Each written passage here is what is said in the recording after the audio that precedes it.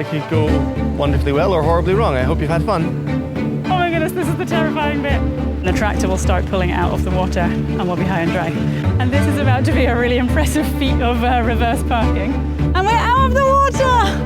I'm gonna head over and start removing the keels. You might remember when we grounded ever so slightly. Fine for you, I'm the one sitting with a barrage. I'm about to get shot at with old bottle caps. If it goes wrong, but it won't go wrong, it'll be perfect. This is totally ridiculous. So that was just some stupidity.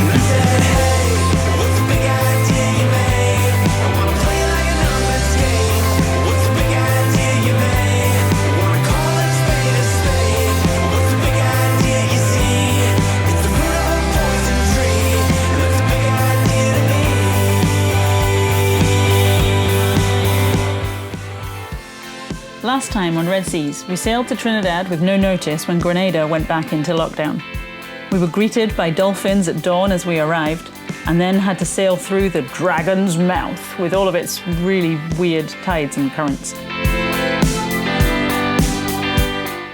When we finally made it through to the other side, we were greeted by the Coast Guard, who actually turned out to be super friendly and really helpful when later on that night we were hit by another vessel. So we spent our first day getting to know all of the local authorities. So today is a weird kind of day. Yeah, it's almost like a weird week, but today in particular is going to be strange. In fact, the next 20 minutes is going to be really strange. Yeah, I don't know if I'm ready for this. It feels very last minute, but hey, let's just do it, right? Yeah, it could go wonderfully well or horribly wrong. I hope you've had fun.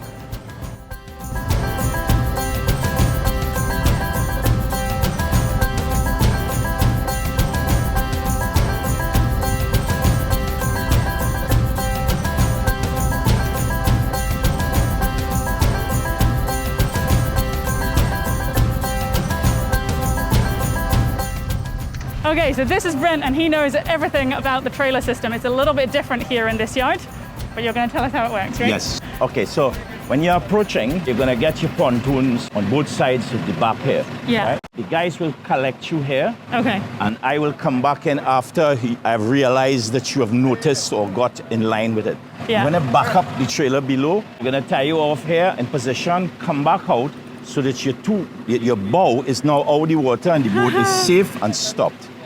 Okay? And not straight anymore. That sounds weird. No, it's fine. It's really fine. You're going to love it, right? And he's here already, so let me get going. Let's go. See you guys in a bit. Thank you. Okay. Oh my goodness, this is the terrifying bit. Can Ian aim towards the trailer on the ground without hitting it?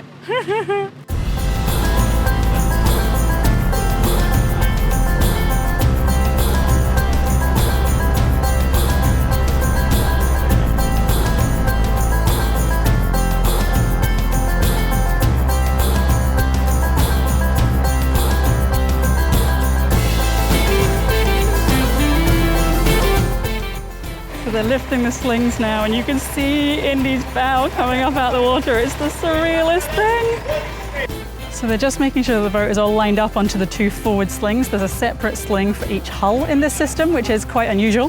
So we're just making sure that the slings are in the right place to take all of the weight of the boat, so it's not going to crush or crack or bend or anything that it shouldn't. And then they'll put pads up on the bridge deck at the back, which is the super weird part. They'll lift it up underneath the two hulls in between them, and then the tractor will start pulling it out of the water and we'll be high and dry. So yeah, this is the scary moment where they're just making sure that they've actually lifted everything in the right place, and then we're going to see if we have. So the thing I'm forgetting to do is shut off the sea cocks in the engine bays. So I'm going to do that right now before we get lifted out and everything gets dry.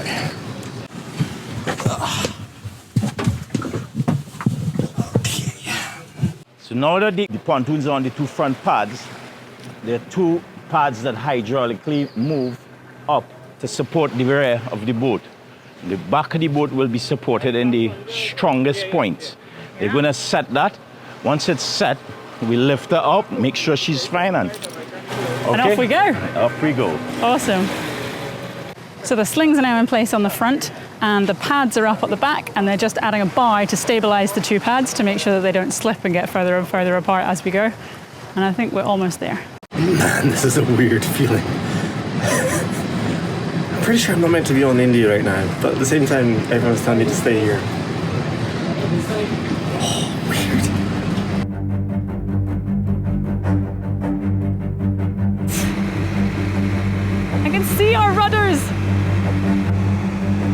the keel's gonna hit the ground. Are they gonna hit? Oh, that's close. Woohoo! She is out of the water. One of the crabs survived. It came all the way from St. Vincent. Here she goes.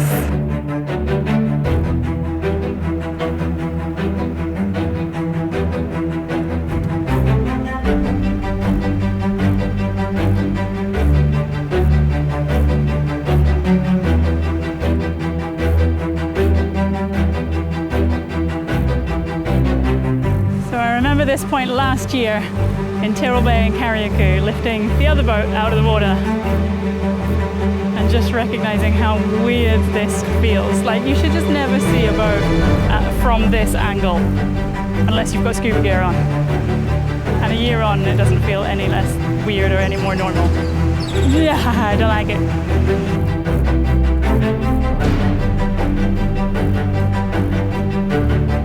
This is about to be a really impressive feat of reverse parking. Can they turn Indy into that space? I mean, I wouldn't try it.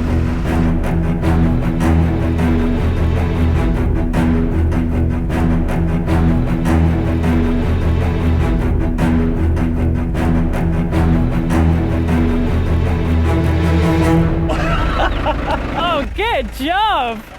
Thank you. That was impressive. That's how we do it. So now Brent has reversed her masterfully into this teeny tiny space. Now we need to drop her onto stands so that they can have their slings back. Everything's uphill. Everything. The whole boat's sitting like this right now and just resting that way. It's very strange. Fortunate for me, Brent and his team were working underneath Indy, making sure she was perfectly level to some crazy extremes before putting on the blocks, the chocks, and making sure that we were going to be safe and sound on the hard. And that was it. It was time to get stuck into the major boat project. And we're out of the water! Still feels weird. It feels very, very weird. Okay, so if you hadn't worked it out, we're hauling the boat. We have far too many jobs to do and not enough time to do them. That's As basically always. the summary. Yeah. So for those of you who've been following, we had intended on hauling in Grenada in about a month's time from now. However, because Grenada went into lockdown, we couldn't trust that we would be able to get in and out of Grenada safely and that we'd get the works done in the time allowed. Yeah. So here we are in Trinidad, on the hard. of course, so we just decided to sail all the way to Trinidad and we got hauled out this morning. So first time we've actually seen Indy on the hard. She looks high and dry and very lonely. It's very odd. So we're like straight into assessing all the jobs we need to do, looking at the hulls, looking at the keels, looking at the rudders, and it's basically... It's all go for the next 3 weeks solid. So Yeah. we'll share the jobs list. It's way too many things, but we reckon we can achieve them between us and a little bit of help here and there as well. I will say this already. We hold in a yard called Powerboats, and they are incredible. They're amazing. Such a helpful team here. They have a bit of an unusual hoist, as you've now seen. And basically, anything we could ever dream of, we can just ask and they can make it happen for us. So it's been a very, very stressful morning, but a very pleasant one at the same time. It's a weird combination. Yeah, it's been stressful, but then we've also been like, oh, but you're taking care of everything and you're taking the responsibility for everything and you've done this a million times before, you know what you're doing. So it's actually been great. It's been good. Cute Indy crashing to the floor. No, it's been really, really good. Don't say that! I know, it's all gonna be fine. So we better get started because we do not have time to waste. We're gonna try and share as much as we can along the way, as always. Yeah. I apologize in advance for the very sweaty t-shirts and the weird camera angles. It's gonna be difficult because it is incredibly hot here. There is currently a hurricane working its way towards the Caribbean, but we think it's gonna miss us, so we might just get hit with all of the heat waves that comes with that. Yay! And we're really, really hoping we don't get hit with any of the rain. Fingers crossed. Yeah. Okay, let's do it. Let's get to work. So while Ian's working on the blisters, I'm going to head over and start removing the keels. Now, we found out last year that the Leopard 47 has sacrificial removable keels, which was a really odd concept to us at the time, but we love it now. So both keels have had damage to the bottom of them. So we're just going to take out the sealant from around the bolts, unbolt everything, and they'll just drop off. And then we'll be able to sand them down, re-epoxy the bottom, and then bolt them back on and reseal. So hopefully it's a nice and smooth job. So yesterday I managed to get all of the 4200 kind of these massive plugs out of every single joint. And this is what it should look like. So the fiberglass gets thinner, a bolt goes through this piece of the keel on this side, through the hull, and then through the keel on the other side. So all we should need to do is undo the bolts and the whole thing should drop away. That's what it should look like. I'm going to show you what it looks like on the other side. And on this side, you can see that the top of the fiberglass where the bolt is supposed to go through has actually cracked right through, which can be scary to look at, but this is exactly what it's supposed to do. So you might remember when we grounded ever so slightly in Pinel, we got that little bit too shallow. The keels ended up sitting on the sand for a little bit, and just the pressure on the keels meant they were wiggling slightly. All what happened is that the top of the fiberglass here cracked away, because that's the thin part, that's what's supposed to happen, and there was absolutely no damage to the hull itself. So the other keel is fine, but this one you can see we're going to have to just do some fiberglass repairs here. So that's why we're going to need to take these off and I can get a better look at them. Okay, this one is the worst one. That's actually come away completely. So we're going this one next. Yes. So yeah, it's really interesting because you can see that it is the skinny fiberglass of the keel that has broken through, but the hole for the bolt that goes right through the bottom of the hull is like not bent or, you know, not stretched or anything. Yeah, the keels have done exactly what they're supposed to do, and they've fractured rather than the hull. The hull's completely unaware that anything happened. Yeah, which when you see it from the outside, you think, how can that possibly be? And the thing is, had we had molded in keels, Yeah. or bolted through the other way around so that it wasn't coming down from the hull and then the keel went on top of that, but the other way around where the keel goes into the hull, we've done significant damage to the hull of the boat. Yeah, there'll be so many stress fractures and stuff. Exactly. So we're just about to take the keel off and we both realise it's going to fall and we need to put something in to cushion its fall. Ian goes up inside to try and find something to put in there. I think he's getting like a box or a cushion or something. He comes back with plastic bottles. I mean, what are they going to do? I mean, they're absolutely going to explode as soon as we drop the keel. It's perfect. They're going to act as resistance. They're like suspension for the keel. But are the bottle tops not just going to explode off and hit you in the face? Only one of them has water in it, so it should be fine. That one, I'm pretty sure, doesn't have any deck cleaner left in it, and we definitely, I'm sure we used the bottle that was cranberry juice for diesel, so. Yay! I'm staying on the other side. Fine for you. I'm the one sitting with a barrage. I'm about to get shot at with old bottle caps. If it goes wrong, but it won't go wrong. It'll be perfect. This is what you do. You improvise. It's certainly that. And it works. This keel is so heavy, it's absolutely not going to work. We're going to take one bolt out and the whole thing's going to go poof, and the bottles are going to explode. It's probably going to land on a camera. Oh my goodness. Okay, here we go. Clear. Okay. Resting. Whoa. Resting. Yeah. See? Bolt. No. All right. Ready for the back? Yeah. Okay, this is it.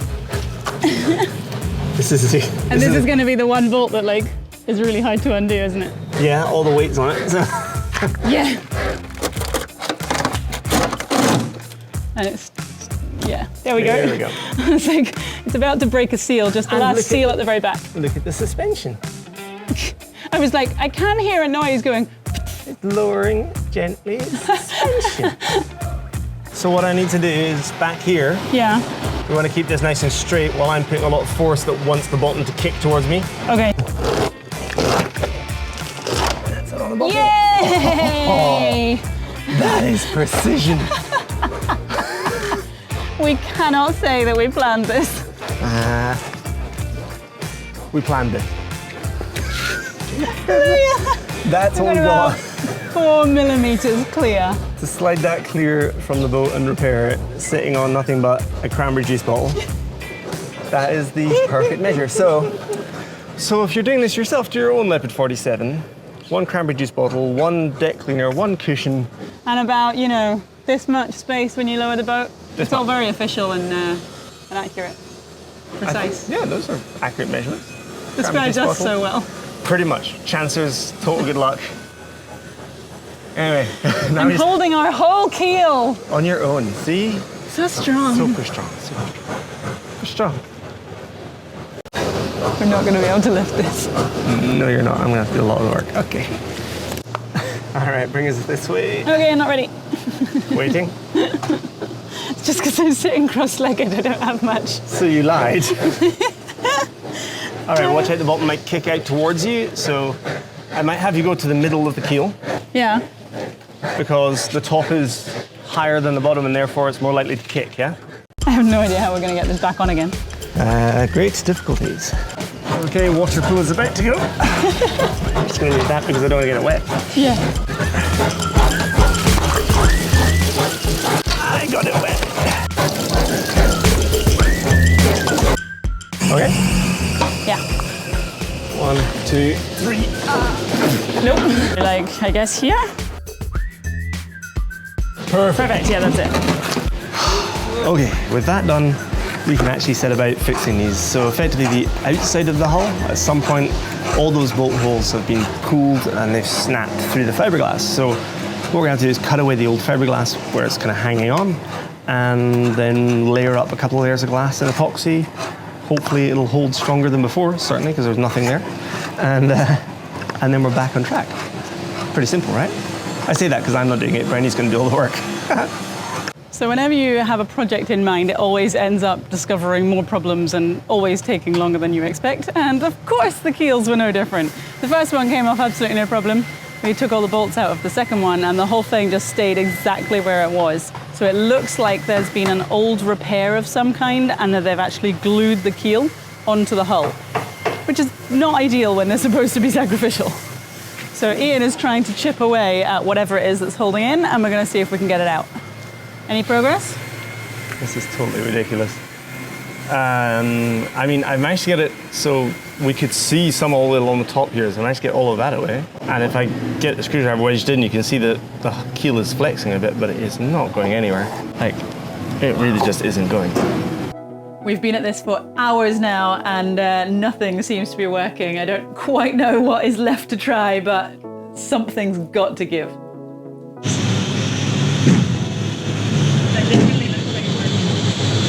Well, I mean, it's definitely moving, whether it's... Turning. Yeah.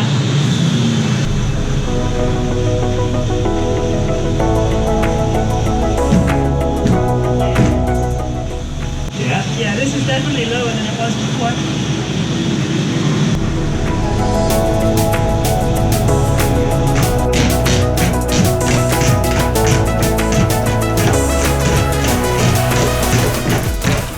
About to go.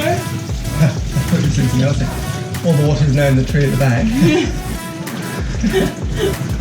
All right, ready? This is the last picture. I'm scared.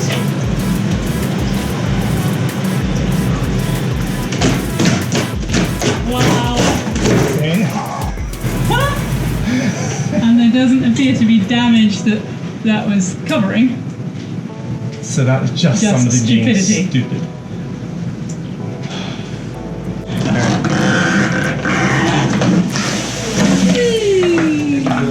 This looks a very pleasant sight. I'm absolutely delighted. So 2 days I think it's taken of taking a screwdriver and a hammer and chiseling away at this stupid epoxy mixed with talcum powder stuff that somebody decided was a smart thing to use to basically glue the keel in place, which it's not meant to be. So after a lot of brute force and ignorance, I'm very pleased to report it's on the ground. And not damaged. And amazingly, yeah, we haven't managed to damage, I don't think, any of it in the process. It's age, but it's not bad. So yeah, I'm just going to clean up these lumps of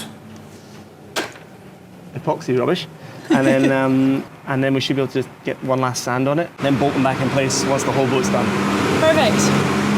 Slowly, we are getting Indy back to the way that her parents envisaged. Let's just put it that way. Slowly but surely, Indy will be as she is supposed to be, hopefully with some improvements along the way.